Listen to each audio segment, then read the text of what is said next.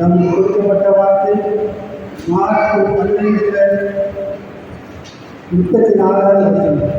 9ஆம் மணி நேரத்திலே இயேசு எலோயி எலோயி லாமா சபக்தானி என்று மிகுந்த சத்தமிட்டு கூப்பிட்டார்.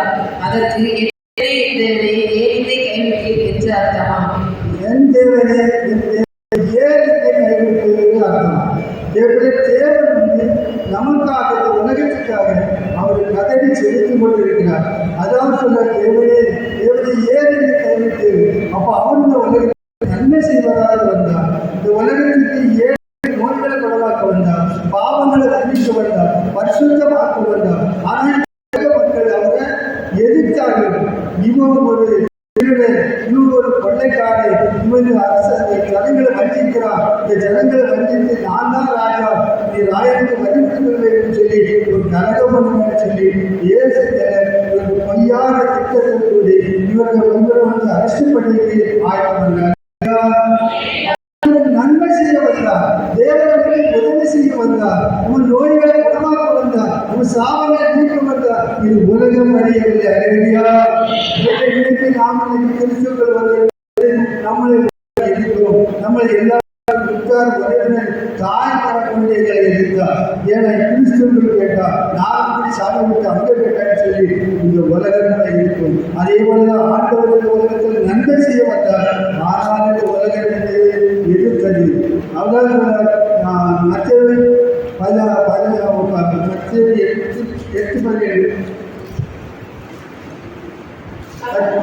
8:17 அவர் தாமே நம்முடைய பலவீனங்களை ஏற்றுக்கொண்டு தம்முடைய நோய்களை குணமாக்கினார்.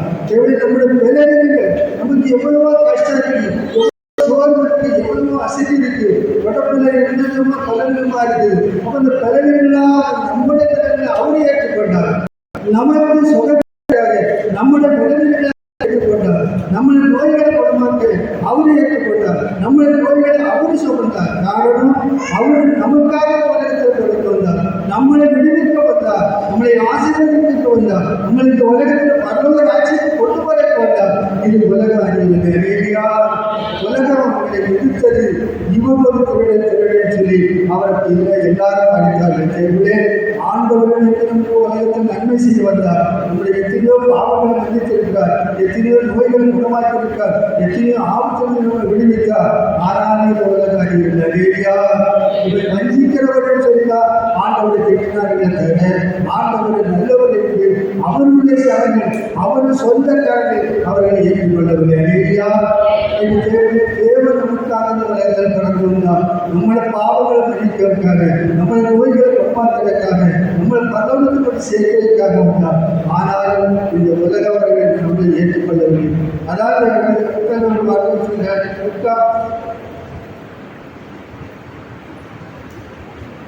லுக்கா 23 முதல்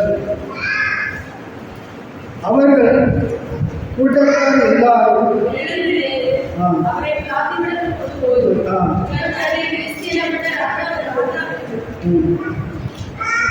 அவர் கூட்டத்தார் எல்லாரும் என்று அவரை கொண்டு போய் இவன் தன்னை கிறிஸ்து எழுதப்பட்ட ராஜா என்று நாயுக்கு வழிமுறை எழுதுவது என்று சொல்லி ஜனங்களை அழகப்படுத்துவது கண்டோ என்று அவர்களை கூட்ட சொன்னார்கள். அலேலியா. அப்ப இவரை யாருக்கு வழிமுறை சொல்வாரா? இவர் அப்படி சொல்லக்கூடிய ஒரு சட்டத்திட்ட நியாயமா நடக்கக்கூடிய தேவர். ஆனால் இவரும் பொய்யான காரியத்தை செய்தார்கள். பொய்யான பணியோர்களுக்கு கொள்வார். இவன் தன்னை ராஜாவாகவும் சரி, நாயனுக்கு வலியுறுத்த வேண்டுவதில்லை சரி, இவன் தனங்களை கலகப்படுத்துகிறார். இவன் கணிதத்தில் இங்கவரால் கலகப்படி கொண்டு வாராக சொல்லி உலக மக்கள் எல்லாரும் இயேசு மேலே குற்றம் சாட்டினாங்க. ஏன் சொன்னால் இவர் நன்மை செய்வதை கொண்டு அந்த ஜனங்களுக்கு ஒரு நிம்மதி இல்லை. இவர் நன்மை செய்வதை கொண்டு அந்த ஜனங்களுக்கு கவலையாக இருக்கு. இவர் ஏன் நன்மை செய்கிறார்? இந்த உலகத்தில் அவர் நன்மை செய்தார் என்று வந்தாங்க. அறிக்கைக்கு வரவில்லை. நம்ம பாவங்களை மன்னிக்க வந்தார். நம்ம நோய்களை குணமாக்க வந்தார். நம்ம சாவங்களை நீக்க வந்தார். வருஷத்துக்கு நாங்கள் வல்லோட பண்ணா பேருப்போம். ஆனால் எங்களை வாழ வைத்தது இதுவராக எங்களை பார்க்க காரணம் எத்தனை பேர்கள் வந்து எல்லாத்தையும் அவர்களை சோகமாக்கியிருந்தார். இப்பவும் அதையும் வேகமாக தருகிறார். ஏன் சொன்னால் பல நோய் எல்லாத்தையும் ஏற்றுக்கொண்டு நமக்கு அவர் ஒரு சமாதானத்தை தருகிறார். நமக்கு அவர் ஒரு சந்தோஷத்தை தருகிறார். அவர் ஒரு நாள் நம்ம அழிக்க மாட்டார். அவர் ஒரு நாள் நம்மளை கெடுக்க மாட்டார். நமக்கு நிம்மதி தரத்தான் உலகத்தில் கடந்து வந்தார். நம்மளை பரவாயில்லை சேர்க்கத்தான் உலகத்தில் கடந்து வந்தார். இது இந்த உலக மக்கள் அறியவில்லை.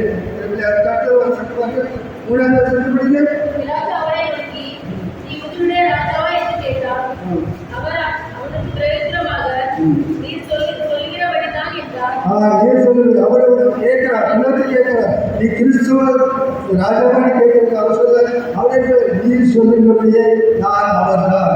அப்போ அவர் வாயில அவர் வாயிலே சொல்றது வந்து ஆண்டு ஒளியேற்றப்பட்ட நீ சொல்ல முடியுதா? அப்போ ஏன்னு சொன்னால் அவனுக்கு இந்த உலகத்தில் இந்த ராஜாவை பிறந்தது உண்மை. அது இந்த ஜனங்களை அறியாமல் இருந்தது. இந்த ஜனங்களுக்கு யாராவது எவ்வளவு பிறந்திருக்கா? இப்போ ராயனுக்கு வழிபடுத்த வேண்டாம். ராயனுக்கு நமக்கு ராஜா நான் தான் ராஜா தன்னை வலித்து கொடுத்து இருக்கிறான்னு சொல்லி இந்த ஜனங்கள் எல்லாம் அவர்களை குத்த சொன்னாங்க. அப்பொழுது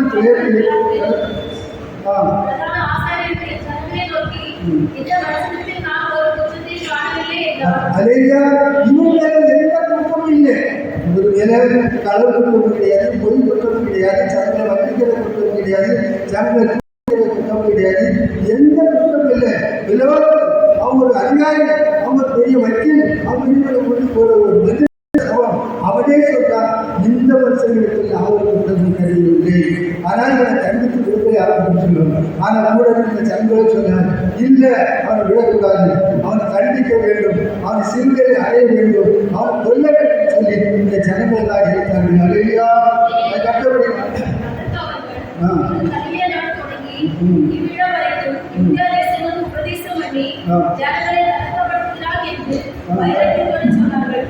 அல்லேலூயா. இந்த உலகத்திலே கலகம் பண்ணிட்டு வர ஐயா, இவன் நியாயம் நல்லவர் கிடையாது, இயேசு நல்லவர் கிடையாது சொல்லி அந்த ஜனங்கள் எல்லாம் அவரை வஞ்சிக்கிறார்கள். அதாவது காலையில என்பதை கேட்கிறது. இந்த மனுஷன் என்று கேட்டு அவர் ஏதோ அப்போ அந்த நாட்களில் வந்திருந்த ஏரோதும் இடத்திற்கு அவரை அனுப்பினார். ஏரோது உடனே இயேசுவை கொல்லிக்கு வர வேண்டிய மனுஷன் அன்னைக்கு அவன் இயேசு செய்வதை அற்புதத்தை பார்த்து அவன் இயேசு எப்படியாவது பார்க்க வேண்டும், இயேசு எப்படியாவது உபதேசம் வேண்டும், இயேசு கிட்ட மன்னிப்பு கேட்க வேண்டும் சொல்லி இந்த ஏரோது ராஜா அவன் கண்களை கொண்டு எப்போது பார்ப்போம், எப்போதும் இயேசுவை சந்திக்கலாம் சொல்லி அவன் கண்களை கொண்டு கேட்கின்றான். இந்த பிளவத்தில் இயேசுவை ஏரோது இருக்கிறார்.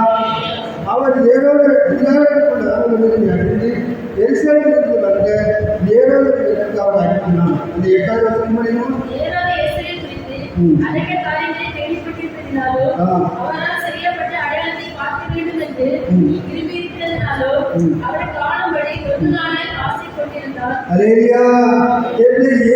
தடுக்கப்படுவது அவர்களுக்கு ரொம்ப சந்தோஷம். இயேசுவை கட்டப்படுவது ரொம்ப சந்தோஷம். இயேசு நமக்கு வந்தா நம்ம வீட்டுக்கு சந்தோஷம், இயேசுவை ஏற்றுக்கொண்டா நமக்கு ஆனந்தம், இயேசுவை ஏற்றுக்கொண்டா நமக்கு சந்தோஷமும் இன்பம் உண்டு. இயேசு இல்லாத வீட்டில் நேர்மையாக இருக்கிறேன், இயேசு இருக்க வீட்டில் வெளிச்சமாக இருக்கும். இயேசு இந்த உலகத்துக்கு ஒளிய வந்தவர், இருளாக இந்த உலகத்தை ஒளியாகிறவர் வெளிச்சமாகிறார். இந்த நாளில் தேவனே இந்த ஏழு இயேசுவை கொல்ல கேட்ட மனுஷன் அவனுக்கு இயேசுவை கண்டு அவன் சந்தோஷப்பட்டான். இன்னைக்கு இயேசுவை ஏற்றுக்கொள்ளக்கூடிய இன்னைக்கு சந்தோஷம் இருக்கிறது. அந்த வீட்டில் எல்லைக்கும் கவலை இருக்க கோயில் உனக்கு மரணம் உண்டு, இது யாரும் அறிக்க முடியாது. ஆனால் இயேசு தன்னுடைய சந்தோஷம் நமக்கு ரொம்ப ரொம்ப ஆனந்தம். இந்த ஏழு இயேசுவை கொல்ல போறவை, இயேசுவை அழைக்க நினைத்தவை இன்னைக்கு அவனுக்கு உபதேசத்தை கேட்டு சந்தோஷப்படுறான். இயேசு நமக்கு உபதேசம் பண்ணவும் நம்மளை பரவத்தை சேர்த்து கொண்டாங்க. நம்மளை அழைப்பித்தவர் வரவில்லை, நம்மளை அழைப்பித்தவர் வரவில்லை, நம்மளை குறிப்பிட்ட வரவில்லை. நம்ம நோய்களை அவர் சுகமாக வந்தார், நம்மளை குற்றங்களை மன்னிக்க வந்தார். நம்ம எத்தனை பாவம் செய்தோம் அத்தனை மன்னித்து கீழே ஆண்டவர் நம்மளை திருச்சொல்ல இன்னைக்கு மகிழ்ச்சியாக இருக்கிறார். ஏன் ஆண்டவர் இந்த உலகத்தில் நன்மை செய்து வந்தார். இந்த உலக மக்கள் அவருடைய ஜனங்கள் அவங்க சொந்தக்காரர்களை அவரை ஏற்றுக்கொண்டார்கள், அவர்களை சிலுவைக்கு ஒப்பு வைத்தார்கள்.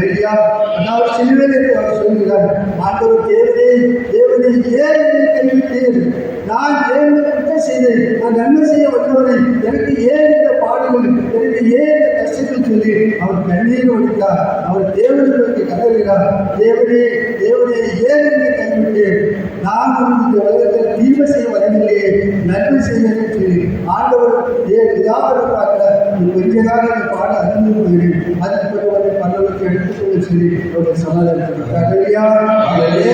சந்தோஷப்பட்டிருப்பார்.